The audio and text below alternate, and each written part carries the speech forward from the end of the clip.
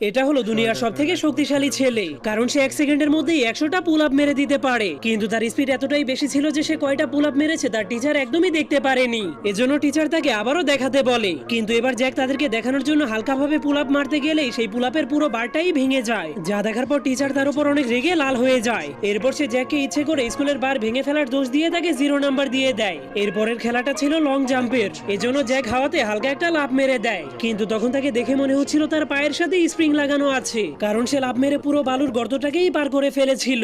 যা দেখে সবগুলো স্টুডেন্ট অনেক অবাক হয়ে গেলেও টিচার তাকে বলে, তুমি বালির পুরো গর্তটাকেই পার করে ফেলেছো, এজন্য তোমাকে 0 নাম্বার দেওয়া হবে। এরপরের খেলাটা ছিল 100 মিটারের দৌড় প্রতিযোগিতা, এজন্য রেস শুরু হয়ে গেলেই সব স্টুডেন্ট দৌড়াতে শুরু করে দেয়। কিন্তু জ্যাক কিছু একটা ভাবতে ভাবতে সেখানেই দাঁড়িয়ে ছিল, কিন্তু তার হুঁশ ফিরে আসলেই সে এমন জোরে একটা লাফ মারে যে সে সোজা হাওয়াতে উড়ে যায়। কিন্তু সে নিচে নেমে আসলেই সবাই দেখতে পায় যেখান থেকে সে দৌড় শুরু করেছিল সেখানে অনেক বড় একটা গর্ত হয়ে গিয়েছে, যা দেখে মনে হচ্ছিল সেখানে একটা উল্কাপিণ্ড